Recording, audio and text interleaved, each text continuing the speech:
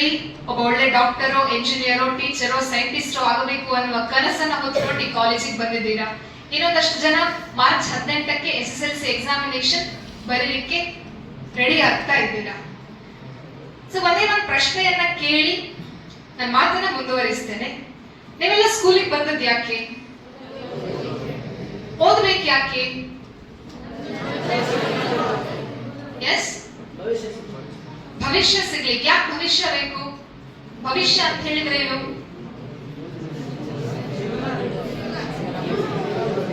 ಜೀವನ ರೂಪಿಸ್ಕೊಳ್ಳಿಕ್ಕೆ. ಜೀವನ ರೂಪಿಸ್ಕೊಳ್ಬೇಕು ಅಂತಿದ್ರೆ ಎಜುಕೇಶನ್ ಬೇಕೇ ಬೇಕಾ? ಹಾಗಿದ್ರೆ ನಮ್ಮ ಅಜ್ಜ, ನಮ್ಮ ಪಿಜ್ಜ ಸ್ಕೂಲಿಗೆ ಹೋಗ್ಲಿಲ್ಲ, I ಕಲಿಲಿಲ್ಲ, ABCD ಕಲಿಲಿಲ್ಲ, ಜೀವನ ರೂಪಿಸ್ಕೊಳ್ಳಿಲ್ವಾ?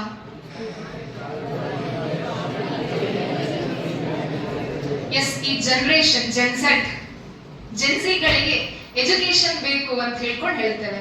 ಸರಿ, ಜೀವನದಲ್ಲಿ ಯಶಸ್ಸನ್ನ ಗಳಿಸಬೇಕು ಅಂತಾದ್ರೆ ಎಜುಕೇಶನ್ ಬೇಕು ಅಂತ ಹೇಳಿದ್ರೆ, ಹಾಗಿದ್ರೆ ಯಶಸ್ಸು ಅಂತ ಹೇಳಿದ್ರೆ ಏನು? ಸಕ್ಸಸ್ ಅಂತ ಹೇಳಿದ್ರೆ ಏನು? when we say one person is a successful person when he achieves something. ಸರಿ, ಹಾಗಿದ್ರೆ ಅಚೀವ್ಮೆಂಟ್ ಮಾಡಬೇಕು ಅಂತಾದ್ರೆ ಏನ್ ಬೇಕು? ಸೊ ಯಾರು SSLC ಎಕ್ಸಾಮಿನೇಷನ್ ಬರೀಲಿಕ್ಕಿದ್ದೀರಾ, ನಿಮಗೆ ಅಚೀವ್ಮೆಂಟ್ ಅಂತ ಹೇಳಿದ್ರೇನು? ನಾಡಿದ್ದು ಮಾರ್ಚ್ 18ಕ್ಕೆ ಎಕ್ಸಾಮಿನೇಷನ್ ರೂಮ್ ಒಳಗಡೆ ಹೋಗಬೇಕಾಗಿದ್ರೆ ಆ ಇನ್ವಿಜಿಲೇಟರ್ ಯಾವುದೇ ಒಂದು ಪೇಪರ್ ಅನ್ನ, ಅದು ಮ್ಯಾಥ್ಸ್ ಇರ್ಲಿ, ಸೈನ್ಸ್ ಇರ್ಲಿ, ಕ್ವಶನ್ ಪೇಪರ್ ಕೊಟ್ಟ ಕೂಡಲೇ ವಿದಿನ್ 2 hours ನಾವೇನಾದ್ರೂ ಕ್ವಶನ್ ನಂಬರ್ 1 ಇಂದ ಕ್ವಶನ್ ನಂಬರ್ 40, 46, 50 ವರೆಗೆ ಬರೆದು 2 ಗಂಟೆಯಲ್ಲಿ ಆನ್ಸರ್ ಸ್ಕ್ರಿಪ್ಟ್ ಅನ್ನ ಮುಚ್ಚಿಟ್ಟು ನಂದಾಯ್ತು, ಔಟ್ ನಾನು ತೆಗಿತೇನೆ ಅನ್ನುವಂತಹ ಕಾನ್ಫಿಡೆನ್ಸ್ ಏನಾದ್ರೂ ಇದ್ರೆ ಆಗ ನಾವು ಅದನ್ನ ಏನಂತ ಕರಿಬಹುದು? ಅಚೀವ್ಮೆಂಟ್ ಅಂತ ಕರಿಬಹುದು. ಬಟ್ ನಾವೇನ್ ಮಾಡ್ತೇವೆ?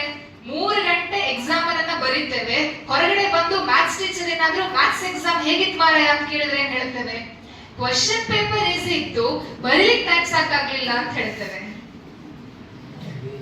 ಹಾಗಿದ್ರೆ ಅಚೀವ್ಮೆಂಟ್ ಮಾಡ್ಬೇಕು ಅಂತಾದ್ರೆ ನಾವು ಎಕ್ಸಾಮಿನೇಷನ್ ದಿವಸ ಬೆಳಗ್ಗೆ ದಾರಿಯಲ್ಲಿ ಎಕ್ಸಾಮಿನೇಷನ್ ಸೆಂಟರ್ಗೆ ಹೋಗಬೇಕಾಗಿದ್ರೆ ಎಷ್ಟೆಲ್ಲ ದೇವರ ಗುಡಿಗಳು ಸಿಗ್ತದೆ, ಅಥವಾ ಮಸೀದಿಗಳು ಸಿಗ್ತದೆ, ಚರ್ಚ್ಗಳು ಸಿಗ್ತದೆ, ಎಲ್ಲಾ ಎದುರುಗಡೆ ಹೋಗಿ ದೇವ್ರೆ ಎಕ್ಸಾಮ್ ಒಳ್ಳೇದ್ ಬರಲಿ, ಕ್ವಶನ್ ಪೇಪರ್ ಓಪನ್ ಮಾಡ್ಬೇಕಾಗಿದ್ರೆ ಅಯ್ಯೋ ನಾನು ಓದಿದ್ದು A+B² ಮಾತ್ರ, ಅದೇ ಪ್ರಾಬ್ಲಮ್ ಬಂದ್ರೆ ಸಾಲ್ವ್ ಮಾಡ್ಲಿಕ್ಕೆ ಸಾಧ್ಯ ಇದೆ, A-B² ಬಂದ್ರೆ ಗೊತ್ತಿಲ್ಲ. ಆದ್ರೆ ತಲೆಯಲ್ಲಿ ಏನಿರ್ತದೆ? ಹನುಮಂತನಿಗೆ ನಾವು ಹೇಳಿದ್ದೇವೆ, ಆಂಜನೇಯನ ಗುಡಿ ಮುಂದೆ ನಾವು ಹೇಳಿದ್ದೇವೆ, ನೋಡಪ್ಪ ಇವತ್ತು ಎಕ್ಸಾಮ್ ಏನಾದ್ರೂ ಈಸಿ ಬಂದು ನಾನು ಪಾಸ್ ಆಗ್ತೇನೆ ಅಂತ ಆದ್ರೆ ಅಪ್ಪಂದು ಅಮ್ಮನಿಗೂ ಹೇಳಿ ಒಂದ್ ಶನಿವಾರ ಆರತಿಯನ್ನ ನಿನಗೆ ಎತ್ತಿಸ್ತೇನೆ, ದಯವಿಟ್ಟು ಎಕ್ಸಾಮಿನೇಷನ್ ಈಸಿ ಕೊಡು ಅಂತ ಹೇಳಿದ್ದೇನೆ. ಹಾಗಾಗಿ ಮ್ಯಾಥ್ಸ್ ಪೇಪರ್ ಈಸಿ ಬರ್ತದೆ ಅಂತ ತಲೆಯಲ್ಲಿ ಇಟ್ಕೊಂಡು ಹೋಗ್ತೇವೆ. ಕ್ವಶನ್ ಪೇಪರ್ ನೋಡ್ಬೇಕಾಗಿದ್ರೆ ಫಸ್ಟ್ ಕ್ವಶನ್ ಅರ್ಥ ಆಗಿರೋದಿಲ್ಲ. ಅಂದ್ರೆ ನಾವು ದೇವರೇನೋ ಮ್ಯಾಜಿಕ್ ಮಾಡ್ತಾರೆ, ದೇವರಿಗೇನೋ ಒಂದು ಹರಕೆ ಹೊತ್ತಿದ್ದೇನೆ, ಹಾಗಾಗಿ ನಾನೇನೋ ಸಾಧನೆ ಮಾಡ್ತೇನೆ ಅಂತ ಹೇಳಿ ನಂಬಿಕೊಂಡು ಕೂತ್ಕೊಂಡ್ರೆ ಒಂದು ಶಕ್ತಿ ದೇವರು, ಆದರೆ ಅದರ ಜೊತೆಯಲ್ಲಿಯೇ ನಮ್ಮ ಶಕ್ತಿಯೂ ಇದ್ದಾಗ ಮಾತ್ರ ಸಾಧನೆ ಅನ್ನುವಂಥದ್ದು ಸಾಧ್ಯ ಆಗ್ತದೆ. therefore ನಿಮ್ಮ ಜೀವನದಲ್ಲಿ ನಿಮಗೆ ಯಶಸ್ಸು ಸಿಗಬೇಕು ಅಂತಾದ್ರೆ, ಸಾಧನೆಯ ಶಿಖರವನ್ನ ನೀವು ಏರಬೇಕು ಅಂತಾದರೆ ನೀವು ಬರೀ ದೇವರನ್ನ ನಂಬಿಕೊಂಡು ಕೂತ್ಕೊಂಡ್ರೆ ಸಾಕಾಗುದಿಲ್ಲ. ಇಲ್ಲ, ನಾಳೆ ದಿವಸ ಎಲ್ಲೋ ಒಂದು ಮ್ಯಾಥ್ಸ್ ಪೇಪರ್ ಲೀಕ್ ಆಗ್ತದೆ, ಮ್ಯಾಥ್ಸ್ ಪೇಪರ್ ಮತ್ತೆ ಪೋಸ್ಟ್ಪೋನ್ ಆಗ್ತದೆ, ಒಂದು ಮ್ಯಾಜಿಕ್ ನಡೀತದೆ, ಅಬ್ರಕಡಬ್ರ ಚೂ ಅಂತ ಹೇಳಿದ್ರೆ ಮ್ಯಾಥ್ಸ್ ಕ್ವೆಶ್ಚನ್ ಪೇಪರ್ ಲೀಕ್ ಆಗ್ತದೆ ಅಂತ ಹೇಳ್ಕೊಂಡು, ಇಲ್ಲ ದೇವ್ರೆ ನಾಳೆ ಮ್ಯಾಥ್ಸ್ ಕ್ವೆಶ್ಚನ್ ಪೇಪರ್ ಲೀಕ್ ಆಗ್ಲಿ, ಫಿಸಿಕ್ಸ್ ಕ್ವೆಶ್ಚನ್ ಪೇಪರ್ ಲೀಕ್ ಆಗ್ಲಿ, ಕೆಮಿಸ್ಟ್ರಿ ಕ್ವೆಶ್ಚನ್ ಪೇಪರ್ ಲೀಕ್ ಆಗ್ಲಿ, ಬಯಾಲಜಿ ಕ್ವೆಶ್ಚನ್ ಪೇಪರ್ ಲೀಕ್ ಆಗ್ಲಿ, ಮಿರಾಕಲ್ ಆಗಿ ಬಿಡುತ್ತದೆ ಅಂತ ಹೇಳಿದ್ರೆ ಆದ್ರೆ ಆಯ್ತು, ಹೋದ್ರೆ ಹೋಯ್ತು. ಸೊ ಯಶಸ್ಸು ಸಿಗಬೇಕು ಅಂತಾದ್ರೆ ಬೇಕಿರುವಂತಹದ್ದು ಸಮಸ್ಯೆಯನ್ನ ನೋಡುವಂತಹ ಒಳ್ಳೆಯ ದೃಷ್ಟಿಕೋನ. ಆದ್ರೆ ಸಾಮಾನ್ಯವಾಗಿ ನಾವೇನ್ ಮಾಡ್ತೇವೆ? ಫಸ್ಟ್ ಎಕ್ಸಾಮ್ ನಲ್ಲಿ ಏನಾದ್ರೂ ನಮಗೆ ಔಟ್ ಆಫ್ 70 30 ಬಂತು ಅಂತಾದ್ರೆ, ಔಟ್ ಆಫ್ 80 40 ಬಂತು ಅಂತಾದ್ರೆ, ಟೀಚರ್ ಪೇಪರ್ ಕೊಡ್ಬೇಕಾಗಿದ್ರೆ ಅವ್ರ ಡ್ಯೂಟಿ ಅವ್ರು ಮಾಡ್ತಾರೆ, ಅಯ್ಯೋ ನೀನು ಓದ್ಲಿಕ್ಕೆ ಆಗ್ಲಿಲ್ವಾ, ಇನ್ನೊಂದು ಮತ್ತೊಂದು ಅಂತೆಲ್ಲ ಬೈತಾರೆ. ಸೆಕೆಂಡ್ ಪೇಪರ್ ನಲ್ಲೂ ಅದೇ ತರ ಬಂತು ಅಂತಾದ್ರೆ, ಮಿಡ್ ಟರ್ಮ್ ನಲ್ಲೂ ಹಾಗೆ ಬಂತು ಅಂತಾದ್ರೆ, ಹೋಗ್ಲಿ ಪ್ರಿಪರೇಟರಿಯಲ್ಲೂ ಹಾಗೆ ಬಂತು ಅಂತಾದ್ರೆ ನಮಗ್ ನಾವೇ ಒಂದು ಲೇಬಲ್ ಹಾಕೊಂಡು ಬಿಡುತ್ತೇವೆ, ನನಗೆ ಇದನ್ನ ಮಾಡ್ಲಿಕ್ಕೆ ಸಾಧ್ಯ ಇಲ್ಲ, ನನ್ನ ಕೆಪಾಸಿಟಿ ಏನಿದ್ರು ಔಟ್ ಆಫ್ 80 ಅಲ್ಲಿ 60 80 ಅಲ್ಲಿ 80 ನಾನು ತೆಗಿಲಿಕ್ಕೆ ಸಾಧ್ಯವೇ ಇಲ್ಲ ಅಂತ ನಮಗ್ ನಾವೇ ಒಂದು ಲೇಬಲ್ ಹಾಕೊಂಡ್ ಬಿಡ್ತೇವೆ. ಆದ್ರೆ ವಿದ್ಯಾರ್ಥಿಗಳೇ, ಯಾರು ಫಸ್ಟ್ PUC ಅಲ್ಲಿ ಇದ್ದೀರಾ, ನಿಮ್ಮ ಕೈಯಲ್ಲಿ ಸೆಕೆಂಡ್ PUC ಎಕ್ಸಾಮಿನೇಷನ್ ಬರೀಬೇಕು ಅಂತಾದ್ರೆ ಇನ್ನೂ 365+ ಡೇಸ್ ಇದೆ. ಯಾರು SSLC ಎಕ್ಸಾಮಿನೇಷನ್ ಬರೀಲಿಕ್ಕಿದ್ದೀರಾ, ಇವತ್ತು ಜನವರಿ 17 ಅಷ್ಟೇ, ಫೆಬ್ರವರಿ 17, ಮಾರ್ಚ್ 17, ಇನ್ನೂ ನಿಮ್ಮ ಕೈಯಲ್ಲಿ ಆಲ್ಮೋಸ್ಟ್ 60 ಡೇಸ್ ಇದೆ. ಆ 60 ಡೇಸ್ ಒಳಗಡೆ ದೇವರ ಮಿರಾಕಲ್ ಅನ್ನ ನಂಬದೆ ನನ್ನಿಂದ ನಾನೂ ಒಂದು ಮಿರಾಕಲ್ ಅನ್ನ ಸೃಷ್ಟಿ ಮಾಡ್ಲಿಕ್ಕೆ ಸಾಧ್ಯ ಇದೆ ಅಂತ ಏನಾದ್ರೂ ನೀವು ಡಿಸೈಡ್ ಮಾಡ್ತೀರಿ ಅಂತಾದ್ರೆ 60 days are more than enough. ಆ ಚಾಲೆಂಜ್ ಅನ್ನ ತಗೊಳ್ಳಿಕ್ ನಿಮ್ಗೆ ಗೊತ್ತಿರಬೇಕು. ಒಂದೂರಿನಲ್ಲಿ ಒಂದು ಅಮ್ಮ ಇದ್ಲಂತೆ. ಆ ಅಮ್ಮ ಮಾರ್ಕೆಟಿಗೆ ಹೋಗ್ಬೇಕಾಗಿದ್ರೆ, ನೀವು ಕಥೆ ಕೇಳಿರ್ಬೋದು, ಗೊತ್ತಿಲ್ಲ, ಮಾರ್ಕೆಟಿಗೆ ಹೋಗ್ಬೇಕಾಗಿದ್ರೆ ಮಾವಿನ ಹಣ್ಣಿನ ಸೀಸನ್ ಅಲ್ಲಿ ತುಂಬಾ ಚಂದದ ಮಾವಿನ ಹಣ್ಣನ್ನ ನೋಡ್ತಾಳಂತೆ. ಸಾಮಾನ್ಯವಾಗಿ ಎಲ್ಲ ಹಣ್ಣುಗಳ ರಾಜ ಅಂತ ನಾವು ಮಾವನ್ನ ಕರೀತೇವೆ. ಅದನ್ನ ನೋಡ್ಬೇಕಾಗಿದ್ರೆ ಅಮ್ಮನಿಗೆ ಅನ್ನಿಸಿತಂತೆ, ಈ ಮ್ಯಾಂಗೋವನ್ನ ಏನಾದ್ರೂ ನಾನು ಮನೆಯಲ್ಲಿ ಹೋಗಿ ಕಟ್ ಮಾಡಿ ಕೊಟ್ರೆ ಈ ಬೇಸಿಗೆ ಸೀಸನ್ ನಲ್ಲಿ ಮಕ್ಕಳು ಆರಾಮದಲ್ಲಿ ತಿಂತಾರೆ ಅಂತ. 2 ಮಕ್ಕಳಿದ್ರು, 2 ಮಾವಿನ ಹಣ್ಣನ್ನ ತಗೊಂಡು ಹೋಗ್ತಾಳೆ. ಅದರ ಸಿಪ್ಪೆ ಎಲ್ಲ ಸುಲ್ದು ಅದನ್ನ ಕಟ್ ಮಾಡಿ ಮಕ್ಕಳಿಗೆ ಕೊಡ್ತಾಳೆ. ಸಾಮಾನ್ಯವಾಗಿ ಗೊರಟನ್ನ ನಾವು ಸುಮ್ಮನೆ ಕಟ್ ಮಾಡಿ ಹಾಗೆ ಬಿಸಾಡೋದಿಲ್ಲ. ಎಷ್ಟು ಚೀಪ್ಲಿಕ್ಕೆ ಸಾಧ್ಯ ಇದೆ, ಎಷ್ಟು ಅದರಿಂದ ಜಗಿಲಿಕ್ಕೆ ಸಾಧ್ಯ ಇದೆ ಅಷ್ಟೆಲ್ಲ ಜಗದು ಅದರಿಂದ ಮಾಂಸ ಎಲ್ಲ ತೆಗೆದು ಆ ನಂತರ ನಾವು ಬಿಸಾಡುತ್ತೇವೆ. ಆ ಮಕ್ಕಳು ಸಹ ಅದನ್ನ ತಿಂದಾದ ನಂತರ ಅಲ್ಲೇ ಪಕ್ಕಕ್ಕಿಟ್ರು. ಅಮ್ಮ ಹೊರಗಡೆ ಹೋಗಿ ನೋಡ್ತಾಳೆ, ಅದನ್ನ ಎಲ್ಲಾದ್ರೂ ಬಿಸಾಡ್ಬೇಕಲ್ವಾ ಅಂತ. ಎಲ್ಲೂ ಅದಕ್ಕೆ ಜಾಗ ಸಿಗ್ಲಿಲ್ಲ. ಒಂದ್ಸತಿ ಹೊರಗಡೆ ಬಿಸಾಡಬೇಕು ಅಂತ ಡಿಸೈಡ್ ಮಾಡ್ತಾಳೆ. ಆದ್ರೆ ಅಷ್ಟೊತ್ತಿಗೆ ನಮ್ಮ ಪಂಚಾಯತ್ನವರು ಹೊರಗಡೆ ಕಸವನ್ನ ಎಸೆಯಬೇಡಿ, ತಾಲೂಕನ್ನ, ನಿಮ್ಮ ಊರನ್ನ ಸ್ವಚ್ಛಗೊಳಿಸಿ ಅಂತ ಹೇಳ್ಕೊಂಡು ಒಂದು ರೆಕಾರ್ಡಿಂಗ್ ಹಾಕೊಂಡು ಹೋಗ್ತಾ ಇರ್ತಾರೆ. ಇನ್ನು ಹೊರಗಡೆ ಬಿಸಾಡೋದು ಬೇಡ ಅಂತ ಹೇಳ್ಕೊಂಡು ಅವಳದೇ ಮನೆಯ ಹಿಂದ್ಗಡೆಯಲ್ಲಿ ಒಂದು ಕಿಚನ್ ವೇಸ್ಟ್ ಬಿಸಾಡುವಂತ ಒಂದು ಗುಂಡಿ ಇರ್ತದಂತೆ, ಅಲ್ಲಿ ತಗೊಂಡೋಗಿ ಬಿಸಾಡ್ತಾಳೆ. ಕಿಚನ್ ವೇಸ್ಟ್ ಮನೆಯಲ್ಲಿ ನಾವ್ ಇವತ್ತು ಮಧ್ಯಾಹ್ನ ಹಾಕಿದ್ದನ್ನ ಒಂದು ಪಾತ್ರೆಯಲ್ಲಿ ಹಾಗೆ ಇಟ್ರೆ ನಾಳೆ ದಿವಸ ಆಗಬೇಕಾಗಿದ್ರೆ ಅದ್ರ ಸಣ್ಣ ಸಣ್ಣ ಕ್ರಿಮಿಕೀಟಗಳೆಲ್ಲ ಹುಟ್ಟಿಕೊಳ್ಳಿಕ್ಕೆ ಆರಂಭ ಆಗ್ತದೆ. ಹಾಗಿರ್ಬೇಕಾಗಿದ್ರೆ ಅದು ಕಿಚನ್ ವೇಸ್ಟ್ ಅನ್ನ ಬಿಸಾಡುವಂತಹದ್ದೇ ಗುಂಡಿ. ಆ ಗುಂಡಿಯಲ್ಲಿ ಆ 2 ಗೊರಟುಗಳು ಬೀಳ್ತದೆ. ಏನ್ ಅನ್ನಿಸ್ಬೋದು? ದೊಡ್ಡ ದೊಡ್ಡ ಹುಳ ಇರ್ತದೆ, ಸಣ್ಣ ಸಣ್ಣ ಹುಳ ಇರ್ತದೆ. ಹುಳ ಅಂತ ಹೇಳಿದ್ರೆ ಚಂದ ಇರುವುದಿಲ್ಲ, ಮೇಕಪ್ ಮಾಡಿರುವುದಿಲ್ಲ. ಆ ಬಿದ್ದಂತಹ 2 ಗೊರಟುಗಳಲ್ಲಿ ಒಂದು ಗೊರಟಿಗೆ ಅನ್ನಿಸ್ತದಂತೆ ಎಷ್ಟು ಸಾಧ್ಯ ಅಷ್ಟೆಲ್ಲ ಚೀಪಿ ತಿಂದಾಗಿದೆ, ಇನ್ ತಿನ್ಲಿಕ್ಕೆ ಏನೂ ಇಲ್ಲ ಅಂತ ಹೇಳಬೇಕಾಗಿದ್ರೆ ಈ ಕಿಚನ್ ವೇಸ್ಟ್ ಈ ಗುಂಡಿಗೆ ಬಿಸಾಡಿದಾಳೆ. ಈ ಹುಳಗಳೆಲ್ಲ ನನ್ನ ಮೈ ಮೇಲೆ ಹಾರಾಡ್ತಾ ಇದೆ, ಹೋಗ್ತಾ ಇದೆ, ಅಸಹ್ಯ ಆಗ್ತಾ ಇದೆ. ನನ್ನ ಜೀವನ ಎಂಥ ಜೀವನ. ಈ ತಾಯಿ ತಿನ್ಲಿಕ್ಕೆ ಗೊತ್ತಾಯ್ತು ಮಾವಿನ ಹಣ್ಣು, ಆದ್ರೆ ಹೇಗೆ ಎಸೆಬೇಕು ಅಂತ ಗೊತ್ತಾಗ್ಲಿಲ್ಲ. ಕೃತಜ್ಞತೆಯೇ ಇಲ್ಲದೆ ಇರುವಂತಹ ಅಮ್ಮ ಅಂತ ಹೇಳ್ಕೊಂಡು ಅಮ್ಮನನ್ನ ಬೈಲಿಕ್ಕೆ ಸ್ಟಾರ್ಟ್ ಮಾಡ್ತಾಳೆ. ಇನ್ನೊಂದು ಗೊರಟಿತ್ತಲ್ವಾ, ಇನ್ನೊಂದು ಗೊರಟು ಆಲೋಚನೆ ಮಾಡಿತಂತೆ, ಎಲ್ಲಾದ್ರೂ ಅಮ್ಮ ನನ್ನನ್ನ ಹೊರಗಡೆ ಬಿಸಾಡ್ತಾ ಇದ್ರೆ, ಹೊರಗಡೆ ನೆಲ ಇರಲಿಲ್ಲ, ಕಾಂಕ್ರೀಟ್ ರೋಡ್ ಇತ್ತು, ಕಾಂಕ್ರೀಟ್ ರೋಡ್ ಅಲ್ಲಿ ಏನಾದ್ರೂ ಗೊರಟು ಬೀಳುತ್ತದೆ ಅಂತಾದ್ರೆ ಅದ್ ಸತ್ತು ಹೋಗ್ತದೆ. ಆದ್ರೆ ಅಮ್ಮ ಏನ್ ಮಾಡಿದಾಳೆ, ತುಂಬಾ ಆಲೋಚನೆ ಮಾಡಿ ನನ್ನನ್ನ ಬಿಸಾಡಿದಾಳೆ. ಎಲ್ಲಿ ಬಿಸಾಡಿದಾಳೆ? Kitchen waste ಬಿಸಾಡಿದಾಳೆ. ವಿಜ್ಞಾನ ಏನ್ ಹೇಳುತ್ತದೆ? ಕಿಚನ್ ವೇಸ್ಟ್ ನಲ್ಲಿ ಗೊಬ್ಬರ ಇದೆ, ಕಿಚನ್ ವೇಸ್ಟ್ ಅಲ್ಲಿ ಪೋಷಕಾಂಶಗಳು ಇದೆ. ಅಮ್ಮ ಎಷ್ಟು ದೊಡ್ಡ ಅಮ್ಮ ಅಂತ ಹೇಳಿದ್ರೆ, ಅಮ್ಮನಿಗೆ ಆಲೋಚನೆ ಇತ್ತು, ಒಂದ್ ವೇಳೆ ನನ್ನನ್ನ ಕಾಂಕ್ರೀಟ್ ಗುಂಡಿಗೆ ಬಿಸಾಡ್ತಾಳೆ ಅಂತಾದ್ರೆ, ಕಾಂಕ್ರೀಟ್ ರೋಡಿಗೆ ಬಿಸಾಡ್ತಾಳೆ ಅಂತಾದ್ರೆ ಬದುಕ್ಲಿಕ್ಕೆ ಸಾಧ್ಯ ಇಲ್ಲ.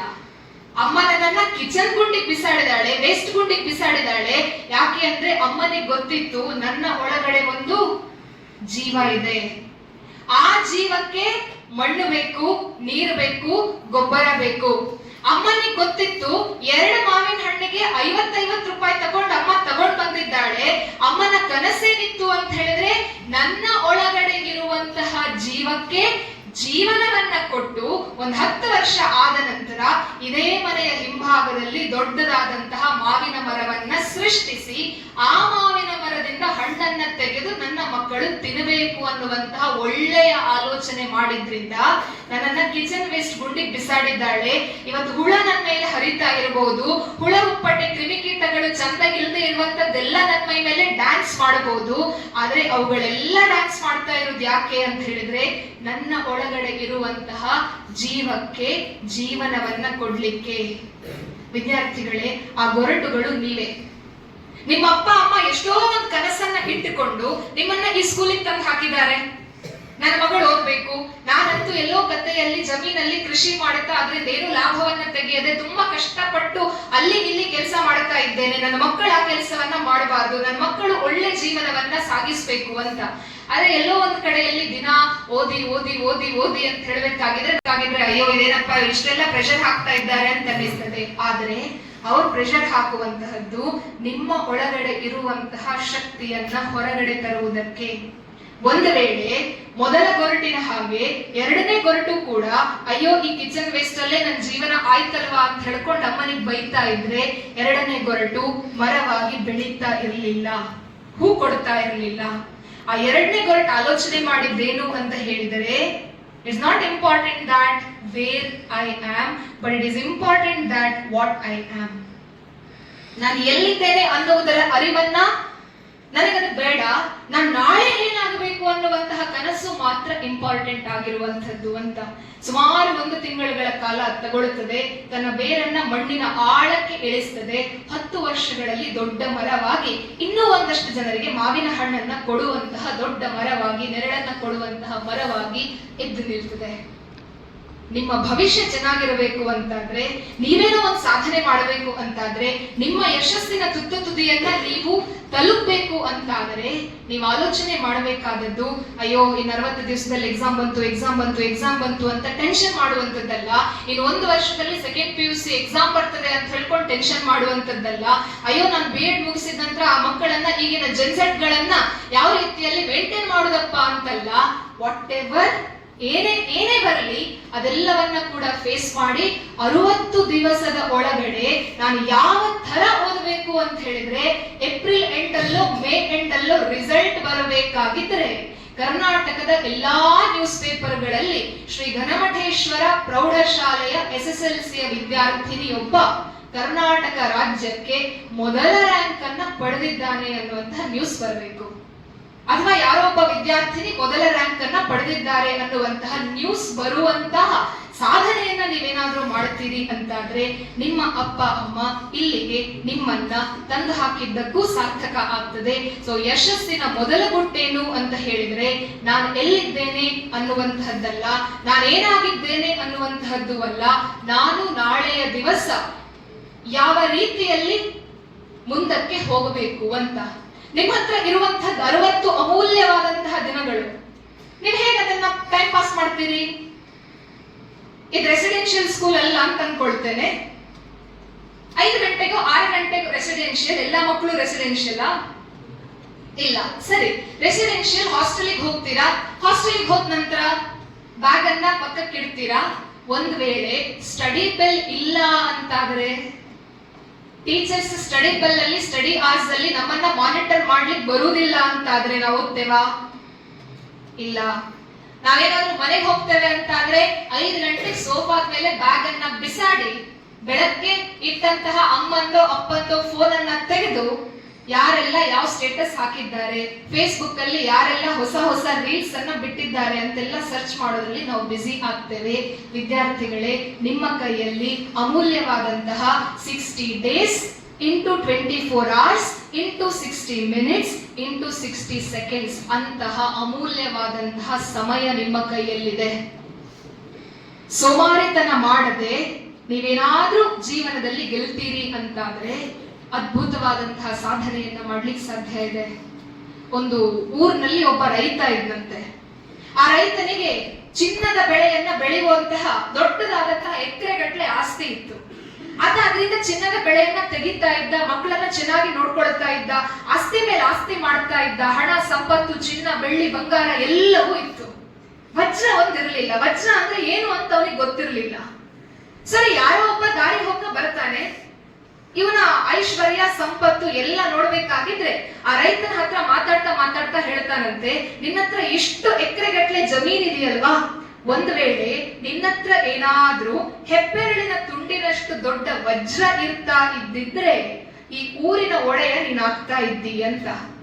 ಇನ್ನೂ ಮುಂದಕ್ಕೆ ಹೋಗಿ ಹೇಳ್ತಾನೆ, 2 ಮುಷ್ಟಿ 2 ಕೈಯಷ್ಟು ದೊಡ್ಡದಾದಂತಹ ವಜ್ರ ಏನಾದ್ರೂ ನಿನಗೆ ಸಿಗ್ತಾ ಇದ್ರೆ ನೀನು ಈ ರಾಜ್ಯವನ್ನ ಕೊಂಡುಕೊಳ್ಳಬಹುದಾಗಿತ್ತು. ನಿನ್ನತ್ರ ಏನಾದ್ರೂ ಒಂದು ಗೋಣಿ ಚೀಲ ತುಂಬಾ ವಜ್ರ ಇತ್ತು ಅಂತಾದ್ರೆ ನೀನು ಈ ದೇಶವನ್ನ ಆಳುವಂತಹ ಪ್ರಧಾನಮಂತ್ರಿ ಆಗ್ಬೋದಾಗಿತ್ತು ಆಗೋದಿತ್ತು ಅಂತ ಹೇಳ್ಕೊಂಡು ಒಂದ್ ಸಣ್ಣ ವಿಷದ ಬೀಜವನ್ನ ಆ ರೈತನ ಹತ್ರ ಬಿತ್ತುತ್ತಾನೆ. ರೈತನ ಹತ್ರ ಆಸ್ತಿ ಇತ್ತು, ಸಂಪತ್ತಿತ್ತು, ಎಲ್ಲ ಇದ್ರು ಆ ದಿನ ರಾತ್ರಿ ಅವನಿಗೆ ನಿದ್ದೆ ಬರಲಿಲ್ಲ. ಯಾಕೆ? ಕೈಯಲ್ಲಿ ವಜ್ರ ಇಲ್ಲ. ವಜ್ರ ಇದ್ರೆ ಇಡೀ ತಾಲೂಕನ್ನ ತಗೊಳ್ಬಹುದಾಗಿತ್ತು, ವಜ್ರ ಇದ್ರೆ ರಾಜ್ಯವನ್ನ ತಗೊಳ್ಬಹುದಾಗಿತ್ತು, ವಜ್ರ ಇದ್ರೆ ದೇಶದ ಪ್ರಧಾನಮಂತ್ರಿ ಆಗ್ಬೋದಿತ್ತು ಅಂತೆಲ್ಲ ಕನಸು ಕಾಣ್ತಾನೆ. ದಿನಾ ಬೆಳಗ್ಗೆ ಎದ್ದು ತನ್ನ ಗದ್ದೆಗೆ ಹೋಗಿ ಕೆಲಸ ಮಾಡ್ತಾ ಇದ್ದಂತಹ ಆ ರೈತ ಮಾರನೇ ದಿವಸದಿಂದ ವಜ್ರ ಎಲ್ಲಿ ವಜ್ರ ಎಲ್ಲಿ ವಜ್ರ ಎಲ್ಲಿ ಅಂತ ಆಲೋಚನೆ ಮಾಡ್ತಾ ಮಾಡ್ತಾ ಮಾಡ್ತಾ ಗದ್ದೆಯನ್ನ ಹಾಳು ಮಾಡಿದ. ಒಂದ್ ತಿಂಗಳಾಯ್ತು, ವಜ್ರ ಅಂದ್ರೆ ಏನು ಅಂತ ಅವನಿಗೆ ಗೊತ್ತಾಗ್ಲಿಲ್ಲ. ಒಂದ್ ದಿವಸ ಹೀಗೆ ಆಲೋಚನೆ ಮಾಡ್ತಾನಂತೆ, ಮನೆಯಲ್ಲಿರುವಂತಹ ಹೆಂಡತಿ ಮಕ್ಕಳನ್ನ ಸಾಕ್ಬೇಕು ಅಂತಾದ್ರೆ ಈ ತೋಟವನ್ನ ನಾನು ಯಾರಿಗಾದ್ರೂ ಮಾರಬೇಕು, ನಾನು ವಜ್ರವನ್ನ ಹುಡುಕಿಕೊಂಡು ಹೋಗ್ತೇನೆ ಅಂತ.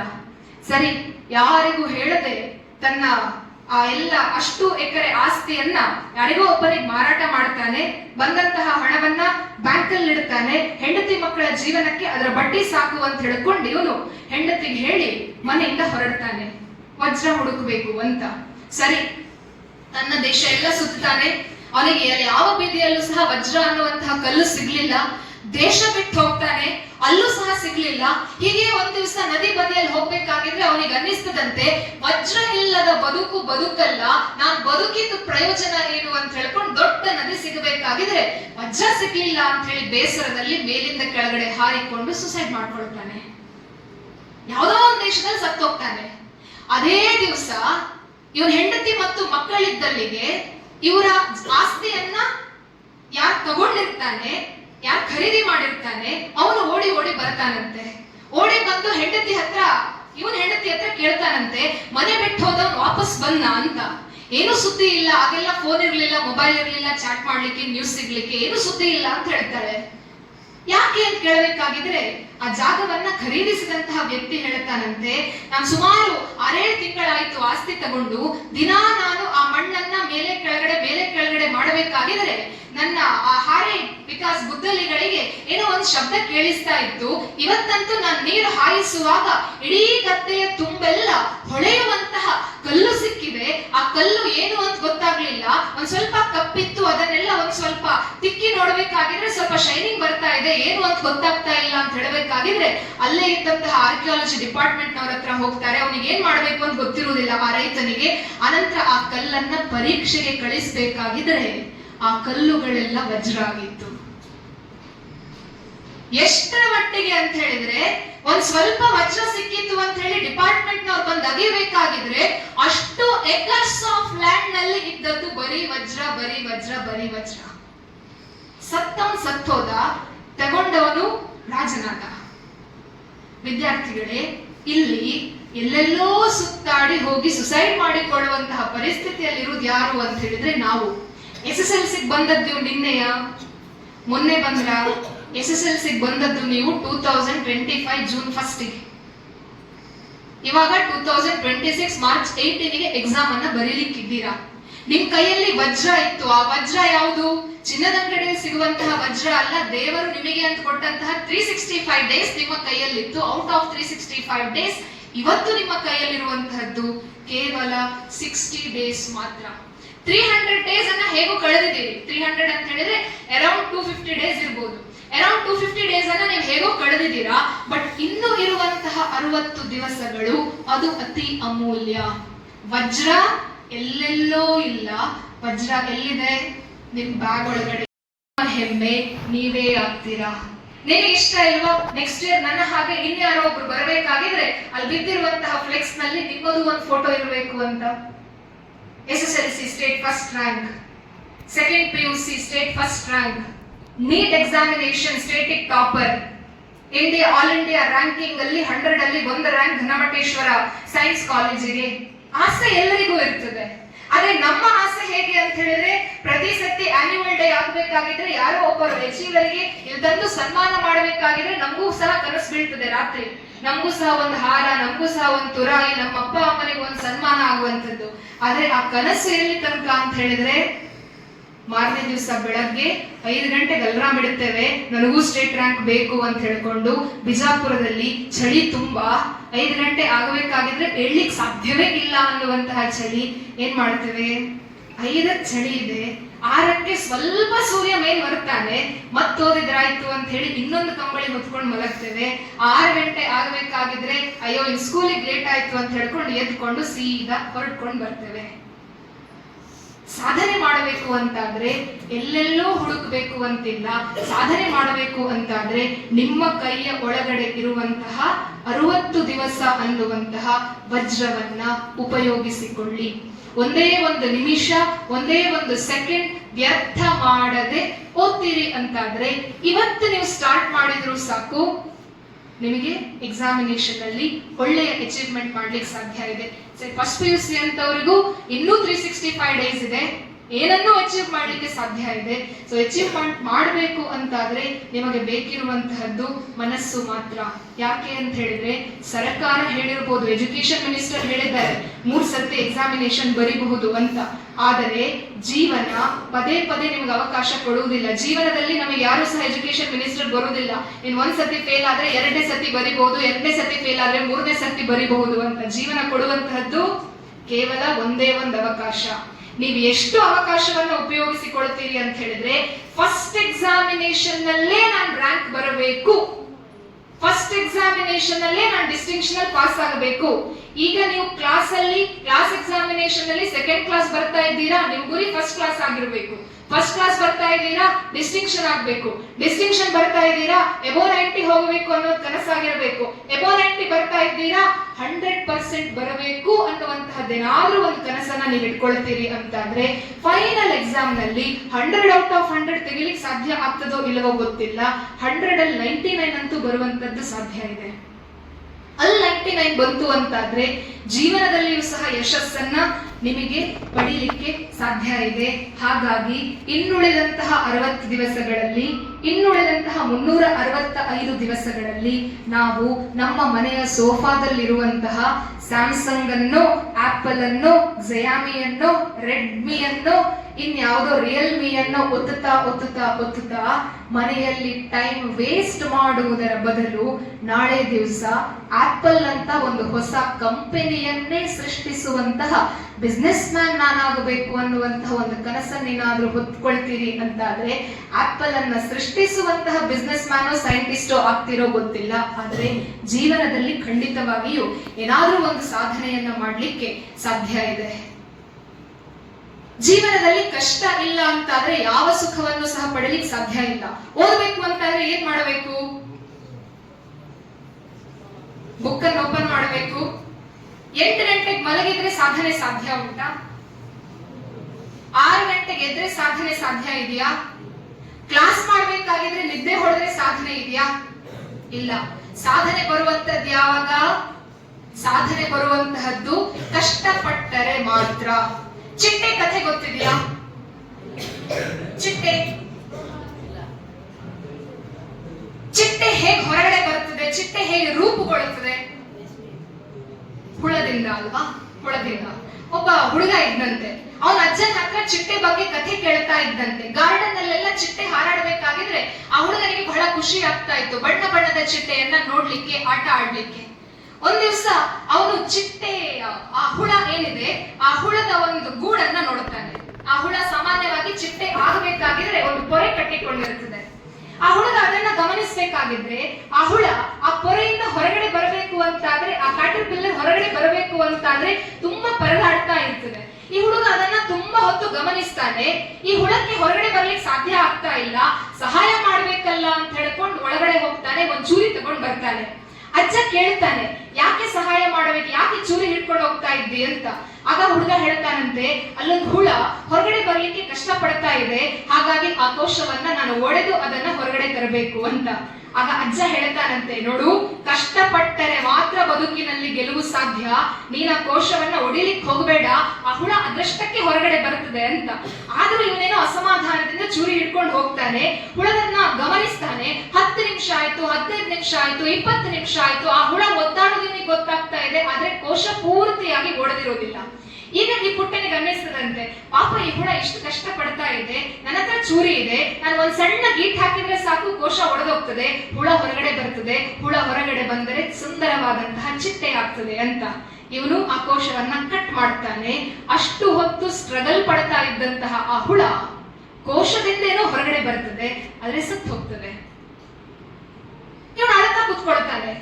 ಅಜ್ಜ ಬರ್ತಾನೆ. ಅಜ್ಜ ಕೇಳ್ತಾನೆ, ನಾನು ಅವಾಗ್ಲೇ ಹೇಳಿದೆ ಕೋಶವನ್ನ ನೀನಾಗಿ ಒಡಿಬೇಡ, ಕೋಶವನ್ನ ಅದಾಗಿ ಒಡೆದು ಹೊರಗಡೆ ಬರಬೇಕು ಅಂತ. ಕೇಳ್ತಾನಂತೆ ಯಾಕೆ ಅಂತ. ಅಜ್ಜ ಹೇಳ್ತಾರೆ, ಆ ಹುಳಕ್ಕೆ ಶಕ್ತಿ ಬರುವುದು ಯಾವಾಗ ಅಂತ ಹೇಳಿದ್ರೆ, ಆ ಹುಳಕ್ಕೆ ರೆಕ್ಕೆ ಮೂಡುವುದು ಯಾವಾಗ ಅಂತ ಹೇಳಿದ್ರೆ, ಆ ಹುಳಕ್ಕೆ ರೆಕ್ಕೆಗೆ ಶಕ್ತಿ ಬರುವುದು ಯಾವಾಗ ಅಂತ ಹೇಳಿದ್ರೆ, ಅದು ಕೋಶದ ಒಳಗಡೆ ಒಡ್ಡಾಡಿದಾಗ ಮಾತ್ರ. ಕೋಶದ ಒಳಗಡೆ ಕಷ್ಟಪಟ್ಟು ತಾನು ಹೊರಗಡೆ ಬರಲೇಬೇಕು ಅಂತ ಹೇಳಿಕೊಂಡು ಒಳಗಡೆಯ ಶಕ್ತಿಯಿಂದ ಅದು ಯಾವಾಗ ಹೊರಗಡೆ ಬರ್ತದೆ, ಆಗ ಆ ಚಿಟ್ಟೆ ಸುಂದರವಾಗಿ ಹಾರಾಟ ಮಾಡ್ಲಿಕ್ಕೆ ಸಾಧ್ಯ ಇದೆ ಅಂತ. ವಿದ್ಯಾರ್ಥಿಗಳೇ, ಜೀವನದಲ್ಲಿ ಯಶಸ್ಸಿಗೆ ಇರುವಂತಹದ್ದು ಒಂದೇ ಮಾರ್ಗ, hard work, hard work and hard work. ನಾವ್ ಯಾವಾಗಲೂ ಸಹ ಏನ್ ಮಾಡ್ತೇವೆ, ಈಸಿಯೆಸ್ಟ್ ಪಾತ್ ಅನ್ನ ಚೂಸ್ ಮಾಡ್ಲಿಕ್ಕೆ ನೋಡ್ತೇವೆ. ಸರಿ ಅಲ್ವಾ? ಜೂನ್ 1 ಹೇಳಿದ್ದಾರೆ SSLC ಎಕ್ಸಾಮಿನೇಷನ್ ಬರೀಬೇಕು ಅಂತ. PUC first year first day orientation class ಅಲ್ಲಿ ಹೇಳಿದ್ದಾರೆ, ಸೈನ್ಸ್ ತಗೊಂಡಿದ್ದೀರಾ, JEE ಮಾಡ್ಬೇಕಾ, ನೀಟ್ ಮಾಡ್ಬೇಕಾ, CET ಮಾಡ್ಬೇಕಾ, ನೀವು ಇಷ್ಟಿಷ್ಟನ್ನ ಹೀಗೆ ಮಾಡಿಯೇ ಓದಬೇಕು ಅಂತ ಹೇಳ್ಕೊಂಡು ನಾವೇನ್ ಮಾಡಿದ್ವಿ, ದಿನ ಓದಿದ್ರೆ ಎಷ್ಟು ಓದಬೇಕು ಅಷ್ಟಷ್ಟು ದೊಡ್ಡ ನೀಟ್ ಪುಸ್ತಕವನ್ನ, JEE ಪುಸ್ತಕವನ್ನ, CET ಬುಕ್ ಅನ್ನ ಪ್ರತಿನಿತ್ಯ ಯಾರು ಓದ್ತಾರೆ? ಎಕ್ಸಾಮಿನೇಷನ್ ಇರುತ್ತೆ ಯಾವಾಗ? 2 ವರ್ಷ ಬಿಟ್ಟು. CET ಎಕ್ಸಾಮ್ ಬರೋದು ಯಾವಾಗ? ಥಿಯರಿ ಎಕ್ಸಾಮ್ ಆಗಿ ಮತ್ತು 1.5 ತಿಂಗಳು ಆದ ನಂತರ CET ಎಕ್ಸಾಮ್ ಬರೋದು ಅಂತ ಹೇಳ್ಕೊಂಡು ನಾವು ಮುಂದೆ ದುಡ್ತಾ 1 ವರ್ಷ ಮುಗ್ದೋಯ್ತು. ಆದ್ರೆ ಏನಾದ್ರೂ ಡೇ 1 ಇಂದ ನೀವು ಕಷ್ಟ ಪಡ್ತಾ ಇದ್ರೆ ಈಗ ಇದ್ದು ಬಿದ್ದು ಓದಬೇಕಾದಂತಹ ಪರಿಸ್ಥಿತಿ ಇತ್ತ? ಲಾಸ್ಟ್ ಮಿನಿಟ್ ಪ್ರಿಪರೇಷನ್ ಬೇಕಾಗಿತ್ತ? ಬೇಡಾಗಿತ್ತು. ನಾವು ಈಸಿಯೆಸ್ಟ್ ಪಾತ್ ಅನ್ನ ಹುಡ್ಕೊಂಡು ಹೋಗ್ತೇವೆ, ಈಸಿಯೆಸ್ಟ್ ಪಾತ್ ಅನ್ನ ಚೂಸ್ ಮಾಡ್ಲಿಕ್ಕೆ ಹೋಗ್ತೇವೆ. ನಮಗೆ ಯಶಸ್ಸಿಗೆ ಬೇಕಾದದ್ದೇನು? ಇಲ್ಲಿಂದ ಕಾಲನ್ನ ಇಟ್ಟು ಕೆಳಗಡೆ ಇಡಬೇಕಾಗಿದ್ರೆ ನಮ್ಗೆ ಯಶಸ್ಸು ಸಿಗಬೇಕು. ನಡ್ಕೊಂಡು ಹೋಗುವಂತದ್ದು ನಮ್ಗೆ ಬೇಡ, ಜೀವನದಲ್ಲಿ ಕಷ್ಟಪಡುವಂತದ್ದು ನಮ್ಗೆ ಬೇಡ. ಆದ್ರೆ ಆಲೋಚನೆ ಮಾಡಿ, ಜೀವನದಲ್ಲಿ ಈಸಿಯಾಗಿ ಸಿಗುವಂತಹದ್ದು ಯಾವತ್ತೂ ಸಹ ಪರ್ಮನೆಂಟ್ ಆಗಿ ನಮ್ಮ ಜೊತೆಯಲ್ಲಿ ಇರುವುದಿಲ್ಲ. ಯಾವಾಗ ನಾವು ಕಷ್ಟ ಪಡ್ತೇವೆ ಅದರ ಬೆಲೆ ನಮಗೆ ಗೊತ್ತಾಗ್ತದೆ. ಒಂದು ಸರ್ತಿ ಬೆಲೆ ನಮಗೆ ಗೊತ್ತಾಗ್ತದೆ ಅಂತಾದ್ರೆ ಮಾತ್ರ, ಗೊತ್ತಾಯ್ತು ಅಂತಾದ್ರೆ ಮಾತ್ರ ಜೀವನದಲ್ಲಿ ಯಶಸ್ಸು ನಮಗೆ ಸಿಗ್ಲಿಕ್ಕೆ ಸಾಧ್ಯ ಇದೆ. ಸೊ ಆ ಯಶಸ್ಸಿನ ಶಿಖರವನ್ನ ನಾವು ಏರಬೇಕು ಅಂತಾದ್ರೆ, ಯಶಸ್ಸಿನ ತುದಿಯನ್ನ ನಾವು ತಲುಪಬೇಕು ಅಂತಾದ್ರೆ ಜೀವನದಲ್ಲಿ ಬೇಕಾಗಿರುವಂತಹದ್ದು ನಮಗೆ ಏನಾಗಬೇಕು ಅನ್ನುವಂತಹ ಒಂದು ಸ್ಪಷ್ಟವಾದಂತಹ ಕನಸು ಮಾತ್ರ. ಕೊನೆಯದಾಗಿ ಒಂದು ಕತೆ ಹೇಳ್ತಾನೆ. ನಿಮಗೆಲ್ಲ ಡಾಕ್ಟರ್ APJ ಅಬ್ದುಲ್ ಕಲಾಂ ಗೊತ್ತಿದ್ದಾರಲ್ಲ. ಅಬ್ದುಲ್ ಕಲಾಂ ಯಾಕೆ ಫೇಮಸ್? ಸಾರಿ, ಸೈಂಟಿಸ್ಟ್.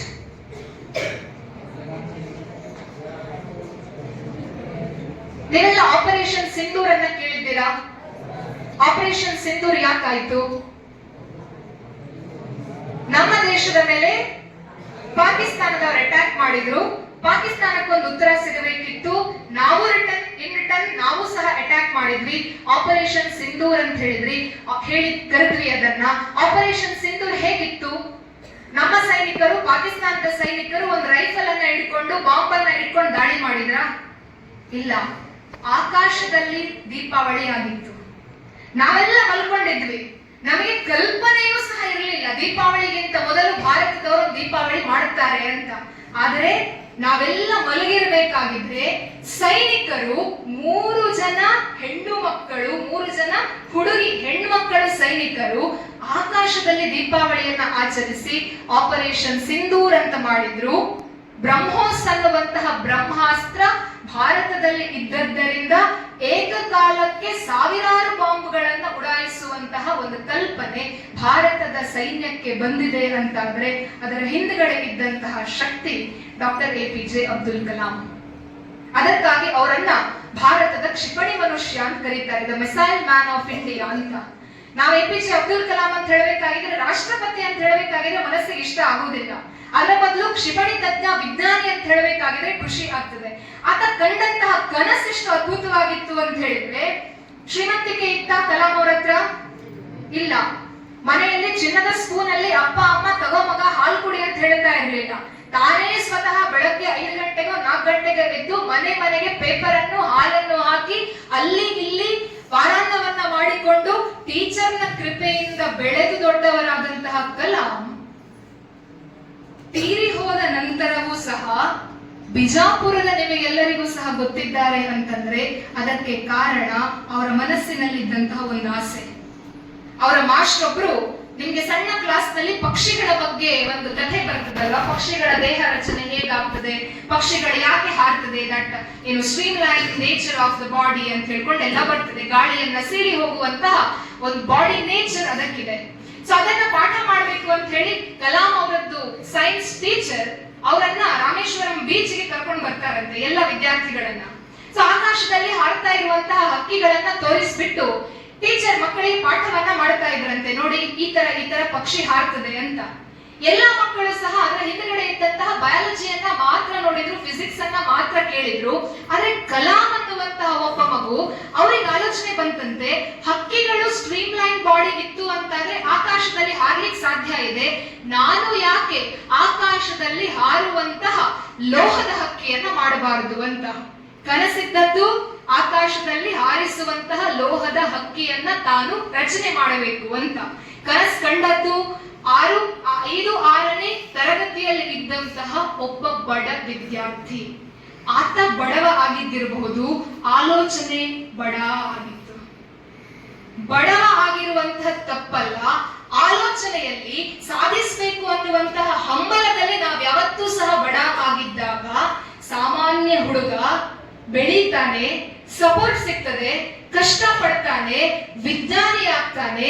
ವಿಜ್ಞಾನಿ ಆದ ನಂತರ ಅಗ್ನಿ ಅನ್ನುವಂತಹ ಒಂದು ಕ್ಷಿಪಣಿಯನ್ನ ತಯಾರು ಮಾಡ್ತಾನೆ.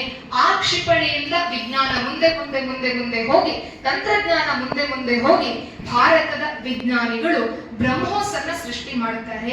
ಇವತ್ತು ಭಾರತವನ್ನ ಟಚ್ ಮಾಡುವುದಕ್ಕೆ ಚೀನಾ ಆಗ್ಲಿ, ಪಾಕಿಸ್ತಾನ ಆಗ್ಲಿ, ಬೇರೆ ಯಾವುದೇ ಒಂದು ದೇಶಕ್ಕೆ ಭಯ ಆಗ್ತಾ ಇದೆ ಅಂತ ಹೇಳಿದ್ರೆ ಎಲ್ಲೋ ಒಂದು ಕಡೆ ಅದಕ್ಕೆ ಕಾರಣವಾದದ್ದು ಡಾಕ್ಟರ್ APJ ಅಬ್ದುಲ್ ಕಲಾಂ. ಆ ಕಲಾಂ ಕಾರಣವಾದದ್ದು ಯಾಕೆ ಅಂತ ಹೇಳಿದ್ರೆ 6ನೇ ತರಗತಿಯಲ್ಲಿ ಇರಬೇಕಾಗಿದ್ರೆ ಆತ ಕಂಡಂತಹ ಕನಸು. ನಮ್ಮ ಕನಸು ಹೇಗಿರ್ತದೆ? SSLC ಅಲ್ಲಿ ನಾನು ಯಾರಾದ್ರೂ ಒಂದ್ 4 ಜನರನ್ನ ಎಬ್ಬಿಸಿ ನಿಮ್ ಮುಂದೆ ಏನಾಗ್ಬೇಕು ಅಂತ ಕೇಳಬೇಕಾಗಿದ್ರೆ ಡಾಕ್ಟರ್ ಆಗ್ಬೇಕು, ಎಂಜಿನಿಯರ್ ಆಗ್ಬೇಕು ಅಂತ ಹೇಳ್ತೀನಿ. ಅದೇ ಎಲ್ಲಾದ್ರೂ 2 ವರ್ಷ ಬಿಟ್ಟು ನೀವು ಇದೇ ಶಾಲೆಯಲ್ಲಿ ಓದ್ತೀರಿ ಅಂತಾದ್ರೆ ನಾನ್ ಬಂದು ವಾಪಸ್ ಕೇಳಬೇಕಾಗಿದ್ರೆ ಡಾಕ್ಟರ್ ಎಂಜಿನಿಯರ್ ಇದ್ದಂತಹ ಕನಸು ಹೋಗಿ ಇನ್ನೇನೋ ಆಗಿರ್ತದೆ. ನಮ್ಮ ಕನಸು ಹೇಗೆ ಅಂತ ಹೇಳಿದ್ರೆ ಅದು ವರ್ಷಕ್ಕೊಂದ್ಸರ್ತಿ ಬದಲಾಗುವಂಥದ್ದು. ಈಗ ಡಾಕ್ಟರ್ ಆಗ್ಬೇಕು ಅಂತಾದ್ರೆ ಇನ್ಯಾವುದೋ ಒಂದು ಸುದೀಪ್ ಇದ್ದು ಪಿಕ್ಚರ್ ಬಂದ ಕೂಡಲೇ ಅದ್ರಲ್ಲಿ ಏನಾದ್ರೂ ಅವ್ನ್ ಪೊಲೀಸ್ ಆಫೀಸರ್ ಆಗ್ತಾನೆ, ಒಂದಷ್ಟು ಕಳ್ಳರನ್ನ ಒಳಗಡೆ ಹಾಕ್ತಾನೆ ಅಂತಾರೆ, ನಮಗೂ ಸಹ ಸುದೀಪ್ ತರ ಪೊಲೀಸ್ ಆಗಬೇಕು ಅಂತ. ಸಿಂಗಂ ಅಂತ ಒಂದು ಫಿಲಂ ಬಂದಾಗ ಬಹುಶಃ ನನ್ನ ವಯಸ್ಸಿನ ನನ್ನ ಒಂದ್ 10 ವರ್ಷದ ಹಿಂದೆ ನಮಗೆಲ್ಲ ಒಂದು ಕ್ರೇಜ್ ಇತ್ತು. ಸಿಂಗಂ ಅಲ್ಲಿ ಸೂರ್ಯನನ್ನ ನೋಡಿದ ಕೂಡಲೇ ನಮಗೆಲ್ಲ ಭಾರಿ ಖುಷಿ ಆಗುವಂತದ್ದು. ಆದ್ರೆ ಪೊಲೀಸ್ ಆಫೀಸರ್ ಆಗಬೇಕು, ಸಿಂಗಂ ನಂತ ಪೊಲೀಸ್ ಆಫೀಸರ್ ಆಗಬೇಕು ಅಂತ ನಮ್ಮೆಲ್ಲರ ಕನಸುಗಳು ಆ ರೀತಿಯಾಗಿ ಬದಲಾಗ್ತದೆ. ಆದರೆ ಬದಲಾಗದೇ ಇರುವಂತಹ ಕನಸನ್ನೇನಾದ್ರೂ ಕಾಣ್ತೀರಿ ಅಂತಾದ್ರೆ ಖಂಡಿತವಾಗಿಯೂ ಜೀವನದಲ್ಲಿ ಯಶಸ್ಸು ನಿಮ್ಮದಾಗ್ಲಿಕ್ಕೆ ಸಾಧ್ಯ ಇದೆ.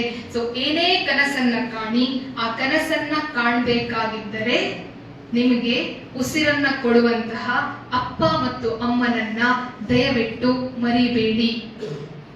ನಾವೆಲ್ಲ ಸಾಮಾನ್ಯವಾಗಿ ಈಗಿನ ಕಾಲದ ಜನರೇಷನ್ ಮಕ್ಕಳು ಹೇಗೆ ಅಂತ ಹೇಳಿದ್ರೆ, ನಾವೆಲ್ಲ ಅಪ್ಪ ಅಮ್ಮನ ಕೈಯಲ್ಲಿ ಪೆಟ್ಟು ತಿನ್ಬೇಕಾಗಿದ್ರೆ ಪೆಟ್ಟು ಯಾಕೆ ಕೊಡ್ತೀರಿ ಅಂತ ಕೇಳ್ತಾ ಇರ್ಲಿಲ್ಲ. ತಪ್ಪೋ ಸರಿಯೋ, ತಪ್ಪು ಮಾಡಿದ್ದೇವೋ ಸರಿಯೋ ಮಾಡಿದ್ದೇವೋ, ಅಪ್ಪ ಅಮ್ಮನಿಗೆ ನಾವು ಮಾಡಿದ ತಪ್ಪು ಅಂತ ಅನ್ನಿಸಿದ್ರೆ ಅಪ್ಪ ಅಮ್ಮ ಹೊಡಿತಾ ಇದ್ರು. ಅಪ್ಪ ಅಮ್ಮ ಇವಾಗ್ಲೂ ಅಷ್ಟೇ, ಏನಾದ್ರೂ ಸ್ವಲ್ಪ ಮೊಬೈಲ್ ಜಾಸ್ತಿ ನೋಡುವಾಗ ಮೊಬೈಲ್ ಜಾಸ್ತಿ ಅಪ್ಪ ಅಮ್ಮ ಹೊಡೆದ್ರೆ ನನಗೆ ಯಾಕೆ ಹೊಡಿತಿ ಅಂತ ಕೇಳುವಷ್ಟರ ಮಟ್ಟಿಗೆ ನಾವು ಬಂದಿದ್ದೇವೆ. ಮೊಬೈಲ್ ಅನ್ನ ಪಕ್ಕಕ್ಕಿಡು ಅಂತ ಹೇಳಿದ್ರೆ ಅಮ್ಮ ನೀನ್ ಯೂಸ್ ಮಾಡೋದಿಲ್ವಾ, ನೀನ್ ಇನ್ಸ್ಟಾಗ್ರಾಮ್ ನೋಡುದಿಲ್ವಾ, ನೀನ್ ಫೇಸ್ಬುಕ್ ನೋಡುದಿಲ್ವಾ, ನೀನ್ ರೀಲ್ಸ್ ನೋಡುದಿಲ್ವಾ, ನೀನ್ ವಾಟ್ಸ್ಆಪ್ ನಲ್ಲಿ ಸ್ಟೇಟಸ್ ಹಾಕುದಿಲ್ವಾ, ನೀನೆಲ್ಲ ಮಾಡ್ತಿ ನನಗ್ ಮಾತ್ರ ಮಾಡ್ಲಿಕ್ಕೆ ಬಿಡುದಿಲ್ಲ ಅಂತ ಪ್ರಶ್ನೆ ಕೇಳುವಷ್ಟರ ಮಟ್ಟಿಗೆ ನಾವೆಲ್ಲ ಮುಂದುವರೆದಿದ್ದೇವೆ. ಆದರೆ ವಿದ್ಯಾರ್ಥಿಗಳೇ, ಆಲೋಚನೆ ಮಾಡಿ, ನೀವು ಇಂತಹ ಒಳ್ಳೆ ಇನ್ಸ್ಟಿಟ್ಯೂಷನ್ ನಲ್ಲಿ ಕೂತ್ಕೊಂಡು ಪಾಠವನ್ನ ಕೇಳ್ತಾ ಇದ್ದೀರಿ ಅಂತಾದ್ರೆ, ನೀವು ಇಷ್ಟೊಳ್ಳೆ ಸ್ಕೂಲ್ ನಲ್ಲಿ ಬಂದು ನಾಳೆ ದಿವಸ ಏನೋ ಒಂದು ಅಚೀವ್ಮೆಂಟ್ ಮಾಡ್ತೀರಿ ಅಂತಾದರೆ ಅದರ ಹಿಂದ್ಗಡೆ ಇರುವಂತಹದ್ದು ನಿಮ್ಮ ಅಪ್ಪ ಮತ್ತು ಅಮ್ಮನ ಶ್ರಮ. ಒಂದು ನೆನ್ಪಿಟ್ಕೊಳ್ಳಿ, ಯಾವತ್ತಾದ್ರೂ ಅಷ್ಟೇ ಜೀವನದಲ್ಲಿ ಏನೇ ಯಶಸ್ಸನ್ನ ಸಾಧಿಸಿದ ನಂತರ ನೀವು ಯಾವುದೇ ಕಾರಣಕ್ಕೂ ಕೆಟ್ಟ ಕೆಲಸವನ್ನ ಮಾಡಿ ಕಣ್ಣೀರನ್ನ ತರಿಸುವಂತಹ ಮಕ್ಕಳು ಆಗಬೇಡಿ. ಯಾಕೆ ಅಂದ್ರೆ ನಾಳೆ ದಿವಸ ಅವರು ನಿಮ್ಮ ಜೊತೆಯಲ್ಲಿ ಇಲ್ಲ ಅಂತಂದಾಗ ಅಪ್ಪ ಬೇಕು ಅಮ್ಮ ಬೇಕು ಅಂತ ಹೇಳಿದ್ರೆ ನಿಮ್ಮಪ್ಪ ಅಮ್ಮ ಮೇಲಿನ ಲೋಕದಿಂದ ಕೆಳಗಡೆ ಬರ್ಲಿಕ್ಕೆ ಸಾಧ್ಯ ಇಲ್ಲ. ಆದರೆ ನಿಮ್ಮ ಅಪ್ಪ ಅಮ್ಮನನ್ನ ನೀವು ಸತತವಾಗಿ ಕಣ್ಣೀರು ಹರಿಸುವ ರೀತಿಯಲ್ಲಿ ನೋಡ್ಕೊಳ್ಬೇಕು. ಅದು ಎಂತಹ ಕಣ್ಣೀರು ಅಂತ ಹೇಳಿದ್ರೆ, ನೀವು ಸಾಧನೆ ಮಾಡಿದಾಗ, ಆ ಸಾಧನೆಗೆ ನೀವು ಪುರಸ್ಕೃತಗೊಂಡಾಗ, ನಿಮ್ಮ ಆನ್ಯುವಲ್ ಡೇ ನಲ್ಲಿ ನಿಮ್ಮನ್ನ ವೇದಿಕೆಯ ಮೇಲೆ ಕೂತ್ಕೊಳಿಸಿಕೊಂಡು ಇಂತಹ ಹುಡುಗಿ ಇಂತಹ ಹುಡುಗ ಈ ಹಳ್ಳಿಯ ರೈತನಾದಂತಹ ಇಂತಹ ಮತ್ತು ಇಂತಹವರ ಮಗಳು ಅಂತ ಹೇಳಬೇಕಾಗಿದ್ರೆ, ಅಲ್ಲೆಲ್ಲೋ ಕೆಳಗಡೆ ಮಾಸಲು ಬಟ್ಟೆಯನ್ನ ಹಾಕಿಕೊಂಡು ಕೂತಂತಹ ನಿಮ್ಮ ಅಪ್ಪ ಮತ್ತು ಅಮ್ಮನ ಕಣ್ಣಲ್ಲಿ 2 ಹನಿ ನೀರು ಬರ್ತದೆ. ಆ ನೀರನ್ನ ತರಿಸುವಂತಹ ಮಕ್ಕಳು ನೀವಾಗಬೇಕು.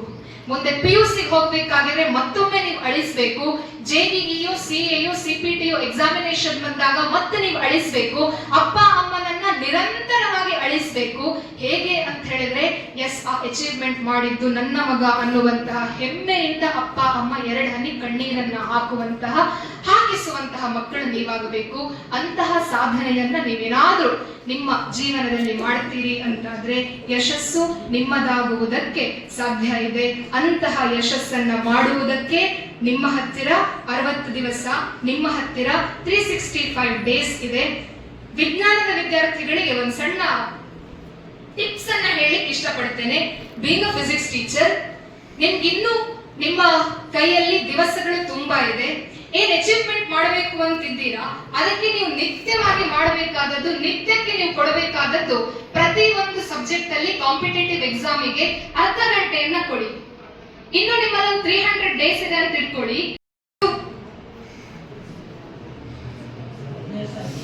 15,000 1500 ಅಲ್ವಾ?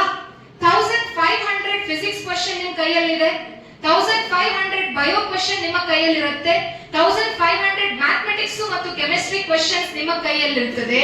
ಬಟ್ ನೀವು CT ಎಕ್ಸಾಮ್ ಬರಿಬೇಕಾಗಿದ್ರೆ ಔಟ್ ಆಫ್ 1500 ಬರಿಬೇಕಾಗಿರುವಂತದ್ದೆಷ್ಟು? ಓನ್ಲಿ 60. ದಿವಸಕ್ಕೆ ನೀವು ಓದಬೇಕಾದದ್ದೆಷ್ಟು? 5 ಕ್ವಶನ್. ನೀವು ದಿವಸಕ್ಕೆ 5 ಕ್ವಶನ್ ಅನ್ನ ಓದಿ at the end of the academic year Karnataka CET ಅನ್ನು, ನೀಟ್ ಅನ್ನು, JEE ಅನ್ನು ಬರೆಯುವಾಗ 1500 ಅಲ್ಲಿ 60 ಕ್ವಶನ್ಸ್ ಅನ್ನ ಆನ್ಸರ್ ಮಾಡ್ಲಿಕ್ಕೆ ಸುಲಭವೋ, ಅಥವಾ ನಾನೆಲ್ಲ ಥಿಯರಿ ಎಕ್ಸಾಮ್ ಮುಗ್ದ ನಂತರ ಸಿಗುವಂತ 1 ತಿಂಗಳಲ್ಲಿ ಪ್ರಿಪರೇಷನ್ ಮಾಡುತ್ತೇನೆ ಅಂತ ಹೇಳಿಕೊಂಡು ಏನೂ ಪ್ರಿಪೇರ್ ಆಗದೆ ABCD 10 20 30 40 50 60 70 80 90 100 B is the answer ಅಂತ ಟಿಕ್ ಮಾಡಿ ಬರುವಂತದ್ದು ಸುಲಭವೋ? ಆಲೋಚನೆ ಮಾಡಿ. ನಿಮ್ಮ ಕೈಯಲ್ಲಿ ಇನ್ನೂ ಸಹ ಬೇಕಾದಷ್ಟು ದಿನಗಳಿದೆ. ಕೊನೆಯದಾಗಿ B.Ed ಮುಗಿಸಿಕೊಂಡು ಯಾರೆಲ್ಲ ಶಿಕ್ಷಕ ವೃತ್ತಿಯನ್ನ ಮಾಡಬೇಕು ಅಂತ ಹೇಳಿ ಮುಂದೆ ಬರ್ತಾ ಇದ್ದೀರಾ, ಇನ್ನಿನ್ನತ್ತು ಚಾಲೆಂಜಿಂಗ್ ಆಗಿರುವಂತಹ ಸಿಚುವೇಶನ್ಗಳು, ಮಕ್ಕಳು ತುಂಬಾ ಸ್ಮಾರ್ಟ್ ಆಗಿರ್ತಾರೆ, ಮಕ್ಕಳು ಹೇಳಿದ್ದನ್ನ ಕೇಳುವುದಕ್ಕೆ ಸಿದ್ಧ ಇಲ್ಲದೆ ಇರುವಂತಹ ಮಕ್ಕಳೇ ಇರುವಂತಹ ಸಂದರ್ಭದಲ್ಲಿ ಶಿಕ್ಷಕನಾಗಿ ನಾನು ದ ಬೆಸ್ಟ್ ಶಿಕ್ಷಕ ಆಗಿರುವಂತದ್ದೇಗೆ ಅನ್ನುವಂತ ಒಂದು ಸಣ್ಣ ಆಲೋಚನೆಯನ್ನ, ಮತ್ತು ನಿಮಗೆ ಯಾರು ಇಷ್ಟ ಆಗ್ತಾರೆ ಆ ಶಿಕ್ಷಕರಿಂದ ಒಂದಷ್ಟು ಆದರ್ಶವನ್ನ ನೀವೇನಾದ್ರೂ ತೆಗೆದುಕೊಂಡು ಹೋಗ್ತೀರಿ ಅಂತಾದ್ರೆ ಅಚೀವ್ಮೆಂಟ್ ಮಾಡ್ಲಿಕ್ಕೆ ಸಾಧ್ಯ ಇದೆ. ಇಲ್ಲಿರುವಂತಹ ಎಲ್ಲ ವಿದ್ಯಾರ್ಥಿಗಳಲ್ಲಿಯೂ ಸಹ ಒಂದು ಕೋರಿಕೆ ಏನು ಅಂತ ಹೇಳಿದ್ರೆ, ನೀವೊಬ್ಬ ಎಂಜಿನಿಯರ್ ಆಗ್ತೀರಾ, ದ ಬೆಸ್ಟ್ ಎಂಜಿನಿಯರ್ ಆಗಿ. ನೀವೊಬ್ಬ ಡಾಕ್ಟರ್ ಆಗ್ತೀರಾ, ಇರ್ರಿಪ್ಲೇಸೇಬಲ್ ಡಾಕ್ಟರ್ ಆಗಿ. ನೀವೊಬ್ಬ ರೈತ ಆಗ್ತೀರಾ, ನಿಮ್ಮನ್ನ ರೀಪ್ಲೇಸ್ ಮಾಡ್ಲಿಕ್ಕೆ ಸಾಧ್ಯ ಆಗದೆ ಇರುವಂತಹ ದ ಬೆಸ್ಟ್ ರೈತ ನೀವಾಗಿ. ನೀವೊಬ್ಬ ಟೀಚರ್ ಆಗ್ತೀರಾ, ದ ಬೆಸ್ಟ್ ಟೀಚರ್ ಆಗಿ. ನೀವೊಬ್ಬ ಅಮ್ಮ ಆಗ್ತೀರಾ, ದ ಬೆಸ್ಟ್ ಅಮ್ಮ ಆಗಿ. ನೀವೊಬ್ಬ ಫ್ಯಾಮಿಲಿಯನ್ನ ಮುಂದಕ್ಕೆ ತೆಗೆದುಕೊಂಡು ಹೋಗುವಂತಹ ಗೃಹಿಣಿ ಆಗ್ತೀರಾ, ದ ಬೆಸ್ಟ್ ಗೃಹಿಣಿಯಾಗಿ. ಒಬ್ಬ ಒಳ್ಳೆ ತಂದೆ ಆಗ್ತೀರಾ, ದ ಬೆಸ್ಟ್ ತಂದೆಯಾಗಿ. ಆದರೆ ಜೀವನದಲ್ಲಿ ಏನೇ ಆಗಿ ದ ಬೆಸ್ಟ್ ಅನ್ನುವಂತಹದ್ದು ನೀವಾಗಬೇಕು ಅನ್ನುವಂತಹ ಒಂದು ಕನಸನ್ನ ಇಟ್ಟುಕೊಳ್ತೀರಿ ಅಂತಾದರೆ ನೀವು ದ ಬೆಸ್ಟ್ ಆಗಿಯೇ ಆಗ್ತೀರಾ. ಎಲ್ಲರೂ ಹುಟ್ಟುತ್ತಾರೆ, ಎಲ್ಲರೂ ಸಾಯ್ತಾರೆ, ಕೆಲವೊಂದಷ್ಟು ಜನ ಮಾತ್ರ ನಮ್ಮ ನೆನಪಲ್ಲಿ ಉಳಿಯುತ್ತಾರೆ. ಯಾಕೆ ಅಂತ ಹೇಳಿದ್ರೆ ತಮಗಾಗಿ ಬದುಕುವುದಿಲ್ಲ, ಸಮಾಜಕ್ಕಾಗಿ ಬದುಕುತ್ತಾರೆ. ಹಾಗಾಗಿ ಇಲ್ಲಿ ಸೇರಿರುವಂತಹ ಇಷ್ಟು ಜನ ವಿದ್ಯಾರ್ಥಿಗಳು ಇವತ್ತಿಂದ ಡಿಸೈಡ್ ಮಾಡಿ, ನಾನು ಈ ಸಮಾಜಕ್ಕೆ ಏನನ್ನ ಕೊಡುತ್ತೇನೆ ಅನ್ನುವಂತಹದ್ದು ಇಂಪಾರ್ಟೆಂಟೇ ಹೊರತು ಸಮಾಜ ಆಗ್ಲಿ ಅಪ್ಪ ಅಮ್ಮ ಆಗ್ಲಿ ನನಗೇನನ್ನ ಕೊಡ್ತಾರೆ ಅನ್ನುವಂಥದ್ದು ಇಂಪಾರ್ಟೆಂಟ್ ಅಲ್ಲ. ನನ್ನದೆಲ್ಲ ಏನಿದೆ ಅದೆಲ್ಲವೂ ಸಹ ಈ ಸಮಾಜ ನೀವು ಉಪಯೋಗ ಮಾಡ್ಕೊಳ್ತೀರಿ ಅಂತಾದ್ರೆ ನಾನು ನೆನಪಿನಲ್ಲಿ ಇಟ್ಕೊಳ್ತೇನೆ. ನೆಕ್ಸ್ಟ್ ಇಯರ್ ಮತ್ತು ಈ ವರ್ಷದ ರಿಸಲ್ಟ್ ಔಟ್ ಆದಾಗ ನಾನು ಪೇಪರ್ ಅನ್ನ ನೋಡುತ್ತೇನೆ, ಎಲ್ಲಾದ್ರೂ ಒಂದು ಕಡೆಯಲ್ಲಿ ಶ್ರೀ ಘನಮಠೇಶ್ವರ ಸ್ಕೂಲ್ ಅನ್ನುವಂತಹ ಹೆಸರು ಅಥವಾ ಶ್ರೀ ಘನಮಠೇಶ್ವರ ಸೈನ್ಸ್ ಕಾಲೇಜ್ ಅನ್ನುವಂತಹ ಹೆಸರು ಮುಂದಿನ ವರ್ಷ 2027 ನಲ್ಲಿ ಇರ್ತದೆ ಅನ್ನುವಂತಹ ಭರವಸೆಯೊಂದಿಗೆ ನಿಮಗೆಲ್ಲರಿಗೂ ಸಹ ಶುಭವನ್ನ ಹಾರೈಸ್ತಾ, ನಿಮಗೆಲ್ಲರೂ ಒಳ್ಳೆಯದಾಗಲಿ, ಇರುವಂತಹ ಸಮಯವನ್ನ ಉಪಯೋಗಿಸಿಕೊಳ್ಳಿ. ಅಪ್ಪ ಅಮ್ಮನ ಕನಸಿನ ಜೊತೆಯಲ್ಲಿ ನಿಮ್ಮ ಕನಸನ್ನು ನನಸು ಮಾಡ್ತಾ ನಿಮ್ಮ ಜೀವನದಲ್ಲಿ ನೀವು ಯಶಸ್ಸನ್ನ ಕಾಣಿ ಅಂತ ಹೇಳ್ತಾ ನಿಮಗೆಲ್ಲರಿಗೂ ಒಳಿತನ್ನ ಬಯಸ್ತಾ I wish you all the very best.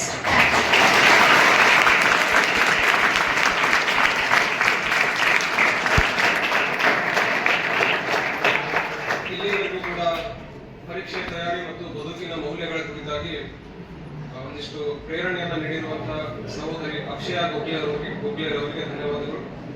ಈಗ ಘನಮಠೇಶ್ವರ ಶಿಕ್ಷಣ ಸಂಸ್ಥೆಯ ಪರವಾಗಿ ಅವರಿಗೆ ಸನ್ಮಾನವನ್ನು ನೆರವೇರಿಸುವುದಕ್ಕೆ